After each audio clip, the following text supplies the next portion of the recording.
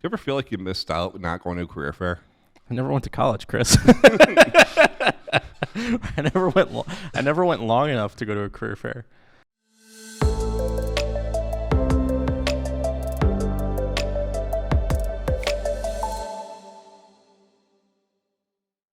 I have an opinion on this, but I'll just ask you point blank.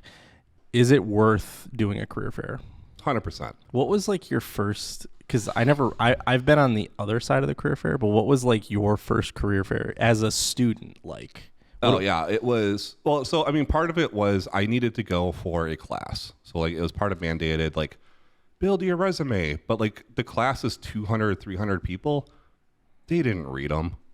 They just said like, go do it and then go get a couple business cards, turn them in and be like, good job. Well, like, you had to make it. business cards too? No. Oh, you had to collect them. Yeah. Okay. Just to prove that you win. You did it? Yeah.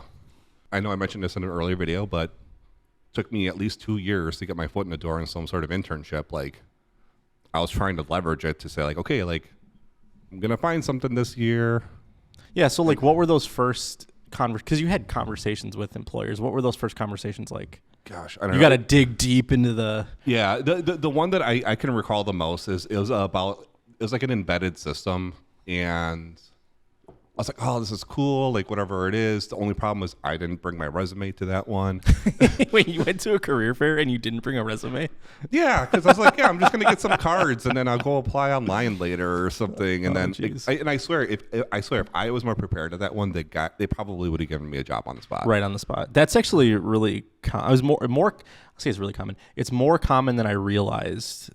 How many businesses are actually willing to sign people right then and there. Yeah. For full-time positions too, not just like internships. Yeah. And then a couple of them, I went and talked to them, handed my resume, and then they're like, see you later. Or they're just like, leave it on the table. And then no conversation. They're just there to collect papers.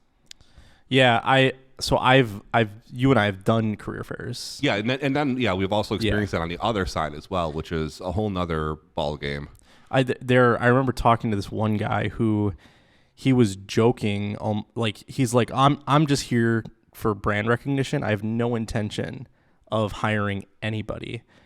And I couldn't believe that he was going to waste 2 days of his life and like talk to these kids and build up their hopes with no intention whatsoever of actually. And some of those kids went to his booth with they made a beeline to his booth for a chance. Yeah, it was really disappointing. I can't imagine going to a career fair just as a marketing ploy and not like with the intention of actually hiring somebody. Yeah, I mean, it's a waste of everyone's time. Like, it's dashing dreams and... Yeah. So when it comes to a career fair, because we sort of do, the way we do it, we sort of do like these, it's like speed dating, but with interviews. Yeah. Talk through sort of what you're trying to filter through in those 15-minute conversations. Yeah. So actually, like you said, it's speed dating, right? It is a condensed interview and what we kind of do. Our interview process is, the first part is just a culture. Like, are you going to like are you going to like what you're going to do? Are you going to kind of jive with the team? Just kind of get that warm and fuzzies. Like, do they have the chops for it? Believe it or not, my experience is less than a third of the people we talk to get through that first filter. Like 2/3 of the people that I talk to, I can tell right away they might be like strong technically, but they're not going to fit the culture of the team. And like, honestly, it's kind of funny because you can usually figure that out within the first 5 minutes. Yep. I mean, like, really, they say like first impression matters. First 30 seconds of impression, I think, matters. Like, yeah. I'm thinking of like these kids where I literally have to tell them, relax. It's okay. And I told one of them, I'm like, these vendors are more nervous than you are right now. Like, just loosen up. Yeah. You can get over a bad first impression if you just kind of work through it. Back to the culture thing. Like, so what is the culture that you're looking for? So the main things that we look for, right, is the humble, hungry, and emotionally intelligent. Yeah. Right. Hungry is they want to learn. Humble, they're willing to admit their mistakes. And then the emotionally intelligent is, can they read the room? Yeah. There's so much to like being a developer where you need to understand personal dynamics. And I don't think you really understand that early on in your career how important it is to be able to communicate to people. Yeah, and not saying that everyone's going to be pros at it. Yeah, right. yeah. Like it's very understanding of literally they're 18. Yep. If that, so like they're just figuring out life. But it's are they on the right path? We've all probably dealt with some of these people in high school and stuff like that. Like, I got it all. I'm not gonna whatever. And it's just like, yeah, no, reminds me of someone I used to know. I only declared mutiny a couple times. Okay, you were able to back it up though. Yeah. There are a lot of people that get into coding just because it's something to do. Yeah. Or a couple of people that we talked to during that first part is, well, yeah, it's going to make a lot of money in the near future. Okay. Yeah, it might be an oversaturated market right now, but yeah, you can tell if it's their passion or if it's just a means to an end. And we're looking for people that it's a passion for them. Right. Yeah. So you get through that initial like culture filter. Then what else are you looking for? Yeah, and then the next one is just generally, hopefully you have your resume, because then we can at least do the quick check of, okay, does your skill set match any of our tech stack? Now, what do you mean match? Because like a lot of like the school that we career for at, they don't even teach our tech stack specifically. No, but they do teach front end architecture, right? So they teach React. We do our stuff in Angular. They teach Java. We do our stuff in C#. Yeah. So it's not perfect, but it's good enough. Yeah, like you can correlate and you can. There's a parity between the two. Yeah. So generally, most of them meet that criteria, but then you start asking, just a couple questions like, hey, what's your understanding of a web API? Or hey, what have you done in SQL? Or things like that. So you're looking for people that can understand the premise behind. Now, we're a web-based app, so premise behind like REST APIs, a backend language. Yeah, or even a front-end language. And then just, can you articulate why you would use it, or, what would you do with it, or, what's the pros and, like, just general high level, can you even talk about the stack? Yeah. In some fashion. Yeah.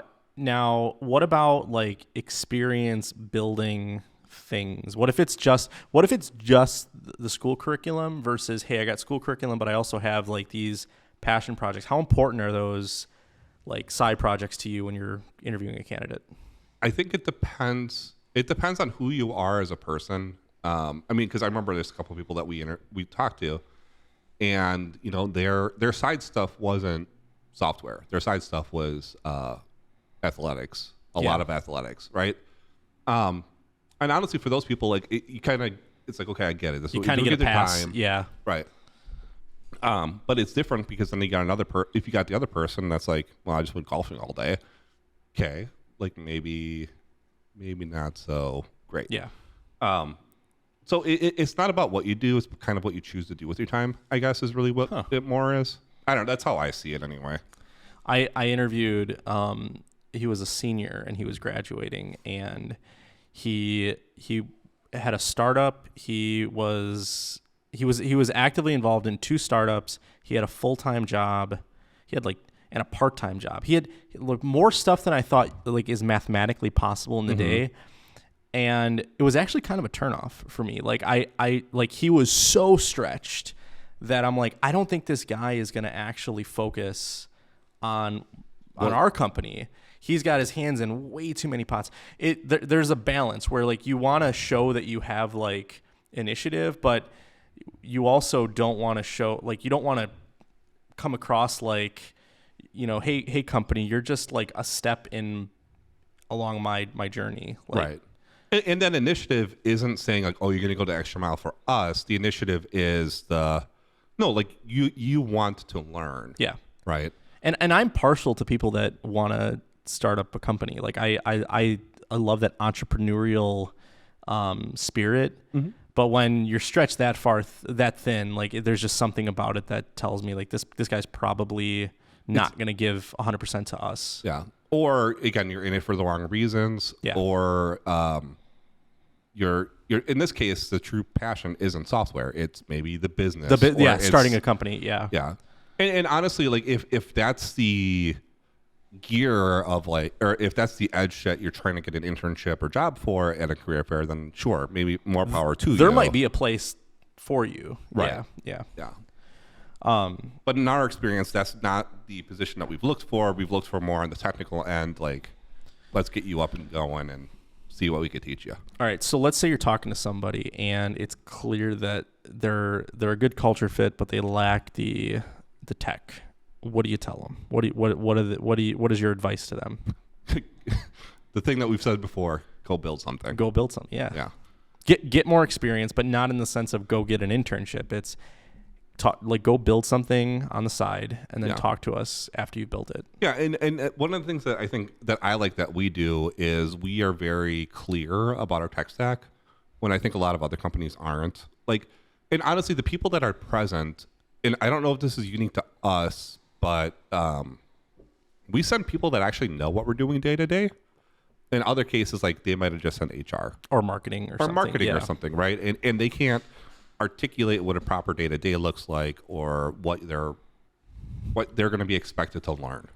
Yeah, we sent one of our alumni there this last year, and it was nice because he was able to sort of relate to them and explain like what it's like going from being an intern to getting converted full time. And it was nice to sort of use him as a testimonial, like, hey, this model can work. Mm-hmm. You can intern for our company, and there is a path for you. And what does that transition look like? It was encouraging to see that and to watch him, and he really enjoyed it. So yeah. Okay, so my next question for you is, at what point should you do the career fair? Like, let's say I'm a freshman. Is it even worth going? Yeah. It's kind of one of those things, like, right, any experience is good experience, right? Because even though you're a freshman, you're going to be nervous, right? And assuming it's a 4-year degree and you're hopefully going to finish it in 4, or maybe 6 or 8, depending on who you are. But it's going to help you get over those nerves. You know, we were talking a little bit before this, but you're mentioning about how some people come up and then, you know, you just see that they're nervous and it's just like, hey, I see that you're nervous. Just take a breath. Yeah. You're okay. Like, you're not, like, you know, we're all nervous here. It's a rush. It's a lot of people. It's a crazy time. Side note, every single vendor is terrified at these career fairs. They don't show it, but there's this like, will anybody talk to me? Am I going to find the candidate? Most vendors are as nervous as the people that are there. And there's like this kind of like jealousy of like, well, why are they going over there and they're not talking to me? And you can be very self-conscious as a vendor at these things. And what's funny is when we did it, we were kind of like, oh, that vendor's got, hey, person, come check Yeah, us we were out. like pulling people from other booths to come talk to us. What I didn't realize is at these career fairs, most of the students know exactly who they want to see before they even step foot on the floor. There's oh, right, I remember what happened. Yeah, we did. There wasn't the logo. Or we didn't have a the logo marketing on our thing. So there's this website where you go to and you can look at and you can read all the businesses. You can filter by it. And for whatever reason, we weren't set up correctly and nobody knew what we were. And we had people come to us specifically because they're like, you had no logo. We just want to come talk to you because something just didn't look right. You stood out. But yeah, we really struggled that first year because nobody knew who we were. And our business name didn't really make a lot of sense. We had no brand equity with the student base. So we sort of had to like pull people to our booth that first year. And now we've been doing it now for 4 years or 3 years. I feel like there's our name. We're not like a big deal, but like people understand who we are and what we do. That was one of the primary drivers for us doing the career fair was we realized that we need to invest in the students because local students because it pays in the long run. Like that has been one of our most like bountiful sources of employment is partnering with our local universities. We were paying too much for consultants and it was just too expensive. So we're like, is there a better way to do this? And I think every business should have a vein in a university. Just a side note as to why we started. It was hey, we need to get our name out there and we need to start. Right. So, I mean, this is the counter argument, right? Now you got that other guy who's doing it for brand equity, right? So To some point, to some degree here, right? There is a brand recognition There into it. There is, yeah. I just think it's a bit misleading when you're talking to these students and getting their hopes up, and then you ghost them with no intention of ever following up. Yeah. I would at least, and there were times where like we would talk to people and I knew it wasn't a good fit, and I would just kind of end it there, and I would say, hey, look, your experience is not aligned with what we do here. I'm not sure it would be a good fit. Other times I would say, hey, I don't think you're there yet. And maybe they were a sophomore and I'm like, hey, I'd love to see you here next fall. Go build something in this tech stack and come talk to me next year, because we're there every year. I mean, okay, so I'm going to ask a question here, right? Yeah. Everyone's going to say that. Do you actually call them back, or do you actually remember them? I remembered the one person we're going to give an offer to. I remembered her from the year before, 100%. And there was one other guy. He wanted an internship for a project management role, and we weren't prepared to offer that. Mm-hmm. And I saw him this year, and I knew his name. Like, hey man, like I remember you. Come talk to me. And now he's not looking for an internship. He's looking for a full-time position. And I remember I when we got back from the career fair, I told the owner, I'm like, hey, this guy left a really good impression with me last year, and we weren't positioned to like hire him. I think we are now. I want you guys to give him a fair shake. Yeah. Now, I don't know if that's going to pan out and turn into a job, but just me remembering him from the year prior, and just like his personality was great. His experience is even better now. Well, and it was funny because and I remember he was one of the last people that we did the interview with. And you think after doing this for, I think it was like, what, 5 hour, 6 hour session? It was a long amount of time, that you'd stop remembering people at some point. Like there's a certain times that somebody comes up and you're like, oh, I remember them. Yeah, I will say, try to differentiate yourself in some way. Doesn't even have to be a good way. Just something that makes you stand out, because these vendors are talking to hundreds of people, and it just kind of blurs. Yeah. So what I like to do is on the resumes, I'll write down a memorable fact about the person. Like there was one guy who he built a Minecraft mod. It was like an alternative to Optifine. Yeah. If you play Minecraft. Or Sodium. Or Sodium, yeah. And I wrote that down as I'm like, oh, this guy is trying to rewrite Optifine. So just say something or do something that makes you stand out, because these guys are talking to a ton of people, and don't, if they say they're going to call you back, don't be upset if they don't, because they're leaving that career fair with 300 resumes. They're drained. And things do fall like through the cracks. Yeah. Like don't feel bad for reapplying on the website or for following up in an email or something. If you're truly interested in that position, it doesn't mean they didn't like you. It just meant that your resume might have got lost in the shuffle. We did this thing where we broke all the resumes down into like 4 different categories, like 100% interview, strong tech, maybe, didn't fit culture, fit culture well, questionable tech. And we put all that in a spreadsheet, and then I import it into like a CRM, and then I start working my way through it. But it's very easy for one of those records to get dropped.